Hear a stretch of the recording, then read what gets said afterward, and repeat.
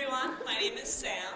I am studying here in Israel, in Jerusalem, in a program called Jew Essence, and I'm really excited to speak to you guys today about why Hebrew school is boring. But on a more serious note, I really do want to speak with you about why I feel passionate about how supplemental Jewish education needs an overhaul, and how and why I'm inspired to fix it. Before I go into this, I just want to explain what supplemental Jewish education is, just to get clarity across the board.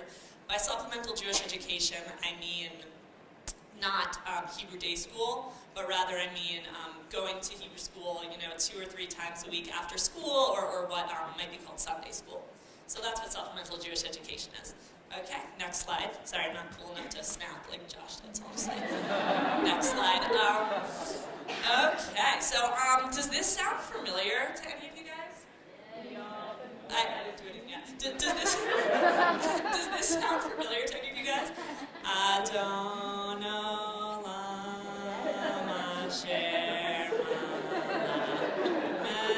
I'm not gonna do the whole thing, but yeah, so to me, that is the epitome of Hebrew school. Really, really boring, long songs that I had no idea what they meant. Literally no idea what they meant. This is a picture of me, not actually me, but a rendition of me in Hebrew school, sleeping at my desk. And the curriculum was dry, the teachers were boring. And I'm gonna talk to you a little bit about why this really irks me. So next slide. Okay, so the light at the end of my tunnel was getting out of this boring Hebrew school education was my bat mitzvah. And just to give you a little background of myself, I grew up in Long Island, New York, a town called Great Neck, and went to school in the synagogue Little Neck Jewish Center. And I remember, memorizing my Haftorah. I don't know if I'm dating myself here, but I remember my cantor gave me a cassette tape, and I would memorize all his words, and then when I would go practice with him, he was also this chain-smoking alcoholic, so he would be breathing over me, and I was terrible. So little Sam couldn't wait to just bust out of there, and just to give you some stats. So post-bar or bat mitzvah, most Jewish teenagers do not continue their Jewish education. So I basically, speaking from my personal experience, I basically dropped out of Judaism for a while when I turned 13. Just kind of dropped out. And some more stats. So actually, this whole Hebrew school, supplemental Hebrew school phenomena started in the 30s and 40s, when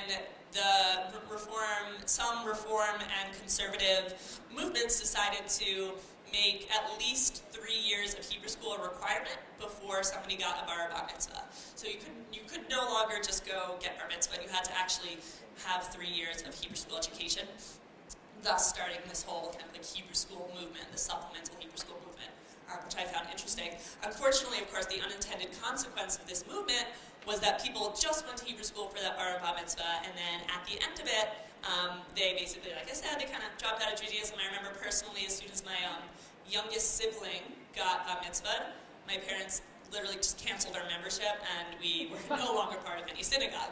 And many families do end their synagogue affiliation after their children do get bar and bat mitzvah. So I'm going to talk to you a little bit about now why I find this sad. Next slide.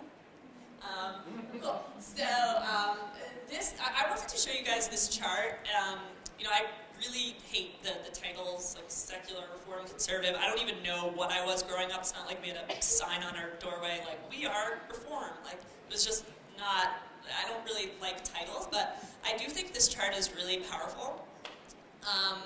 And I think the dullness and the boringness of supplemental Jewish education is just one of the reasons for this chart. So I'm going to just go over really quickly. I mean, you guys can all read it, but Jews growing up, in the first three columns, or rows rather, are, what I want to focus on. So Jews growing up like this are becoming less interested in Judaism than ever before. So for example, if you take Reform, we start with 10, second generation gets to 4.5, third generation, 2, fourth generation, 1. So it really seems like here that in 4 generations, the only types of Jews that will be multiplying are the Hasidic and the Yeshiva Orthodox Jews. And I want all types of Jews to be thriving and to be here in this world. And to me, it's sad when I see that because one of the factors is that supplemental Jewish education is so boring, I'm dropping out, Judaism sucks. It's so boring. I don't blame them. And that is mostly in this chunk here. So, sad. Next slide. Love you. So, why I want change. Okay, so my kind of, I guess you can call it like re-interest in Judaism started when I was 21. So it was my first time in Israel, and on a birthright, classic story, and I was like, whoa, this is so cool, like, I love Israel and Judaism, like, it's actually fun, like, we did like a fun Shabbat, like, what, like, this is crazy, nothing I ever did in Hebrew school, and nothing, there was really nothing that I did, learned at birthright that I ever did in Hebrew school. And what I would love to do is kind of transfer that excitement and joy. Each of us have different ways of connecting to Judaism, and that's what's beautiful about it. And I'd love to transfer that excitement and joy to today's children and adolescents. Next slide. Just a quick anecdote. One of the reasons why I know this is still happening today is I have a niece and nephew in New Jersey, and they're 11 and 9 years old. So I asked the 11-year-old Ethan, I was like, Ethan, you're in Hebrew school, like, how's it going? He's like, it's so boring, it sucks. And his mom yelled at him for saying sucks, and whatever. And then I asked Reese, the 9-year-old, I was like, Reese, what about you? Like, how do you like Hebrew school? She's like, I really like it. I'm like, yes. Oh, why? She's like, because every time we go on carpool, Mom gives me gum. I was like deflated. I was like, okay. So obviously this problem is still happening 10 years later, 15 years later, it's the same problem.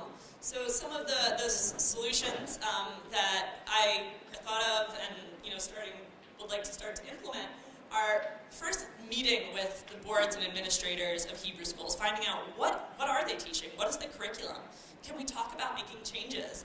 And number 2, so one thing I love about being in Israel right now is Ulpan, learning Hebrew, conversational Hebrew, like knowing what things mean when I say them.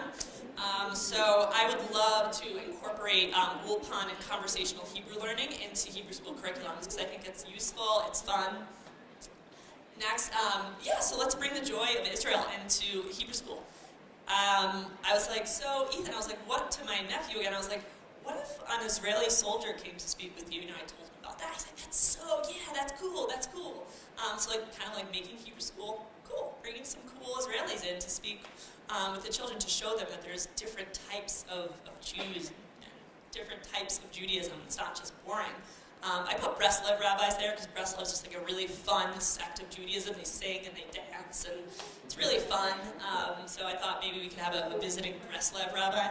And also, one thing that I think would be cool is getting parents and families involved, not only in Shabbat, but in Hebrew school in general. I remember the only participation my mom had in Hebrew school was dropping me off and picking me up, whereas, of course, in public school, she was, at the front of the line in PTA and, selling brownies. So I think that by getting parents and families involved, and maybe even, maybe they don't know about, the joy of Shabbat, lighting candles and having fun and connecting with family and shutting your phone off, maybe however you connect with it.